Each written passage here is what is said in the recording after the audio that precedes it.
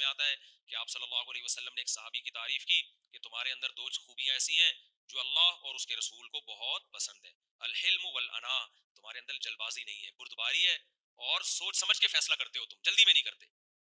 तो अल्लाह कहते हैं इंसान के अंदर एक फॉल्ट क्या है कि वो फैसले करने में, अमल करने में क्या करता है, जल्दबाजी से काम लेता है। कोई गुनाह देखेगा, उसके अंजाम नहीं देखेगा, बस कर गुजरेगा। ये जितने नशे हैं, ये जल्दबाजी की वजह से ही नशे की आदत पड़ी ना। आजकल यूनिवर्सिटियों में नशा बहुत फैल रहा है।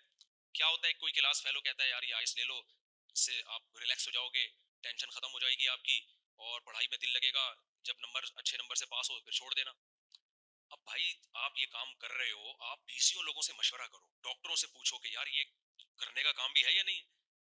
समझदार लोग के पास वो बताएंगे भाई जिन्होंने भी ये लिया जिंदगी बर्बाद, मौत के बाद ही फिर ये चीज छूटेगी। छूट भी जाती है लोगों से, बहुत टेंशन होगी, लेकिन जल्दबाजी में क्या होगा, जिना करने वाला क्या करता है, अबे अभी कर लो बाद में तौबा करेंगे देखेंगे, उसके बाद जो चिपकता है ना गुनाह, वो उफ, 100 बार तौबा करता है, 100 बार तौबा तोड़ता है, शादी के बाद भी आदत नहीं छूटती, बुढ़ापे तक करता रहता है, पकड़ा जाता है, बच्चों में बदनाम हो जाता है, 2 टके की इज्जत नहीं रहती औलाद में, ना बीवी की नजर में, सब बर्बाद कर दिया अपना। और एक वक्त के बाद जिना की ताकत और कुव्वत वैसे ही खत्म, वो अल्लाह ने छुड़वा दिया, अब सवाब भी नहीं मिल रहा, ये अपनी मर्जी से थोड़ी छोड़ रहे हो, तो ताकत ही खत्म हो गई। तो लेकिन क्या है, बस कर लो यार बाद में देखा जाएगा, ये है गुस्सा आया एकदम जारी कर दिया, उसके अंजाम नहीं देख रहा। तलाकों में भी यही कर रहे होते हैं लोग, अभी तो गुस्सा है तलाक निकालो बाद में देखेंगे, भाई बाद में थोड़ी देखा जाएगा भाई, क्यों जल्दबाजी से काम ले रहे हो, कंट्रोल करो अपनी जबान पे, बाद में सोच लेना कि देना है कि नहीं देना। तो ये सारे दुनिया में फसादात, आपको पता है जंग अजीम जो शुरू हुई थी ना, पहली या दूसरी, वो भी किसी ने जल्दबाजी में किसी बादशाह को उड़ा दिया था, मुझे मुल्क का नाम निकल गया, उन्होंने फिर किसी और को उड़ा दिया। सही है ना, जल्दबाजी में ये नहीं देखा कि यार हम जब उड़ा रहे हैं तो फिर आगे उसने फिर तीसरे को उड़ा दिया, उसने चौथे को उड़ा दिया, फिर वो उसका इत्तेहादी बन गया, वो उसका इत्तेहादी बन गया, सब मुल्क तोपे ले लेके ना एक दूसरे को मार मार के, मार खा खा के सबका भूसा निकल गया था, पहली जंग अजीम में भी और दूसरी में भी। इतने लोग मरे, इतने मरे, इतने मरे, मुल्कों का दिवालिया हो गया। अगर जल्दबाजी से काम ना लेते तो जो मुल्क जंग में ना पड़ता, जो जंग में उस पर अटैक हुआ है वो तो मजबूरी थी, बॉसों ने तो बिला वजह जंग में कूद पड़े, और उनकी भी ऐसी की तैसी, अमेरिका तभी तो इतनी बड़ी पावर बना हुआ है, अमेरिका पड़ा ही नहीं इस जंग में, उन्होंने बोला तुम तमाशा देखूंगा, तुम खेलो, ठीक है ना।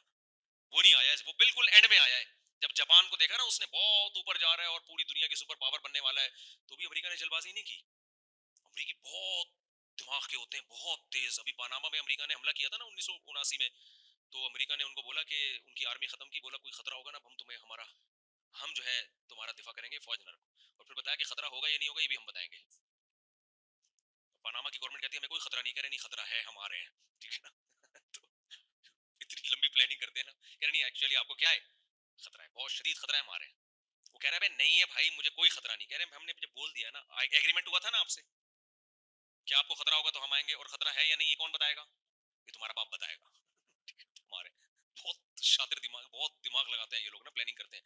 तो अब वो क्या हुआ है, उसने उसने क्या किया है, जंग अजीम में यही किया, जल्दबाजी से काम नहीं लिया अमेरिका ने, जापान ने जल्दबाजी से काम लिया, इलाके पे इलाके फतह हो रहे हैं, वो ये नहीं देख रहा भाई तू एक हद तक आगे बढ़ेगा, दुनिया इतनी बेवकूफ थोड़ी है कि तुझे लड्डू बना के तू जो जितने मुल्क फतह करता चला जाए।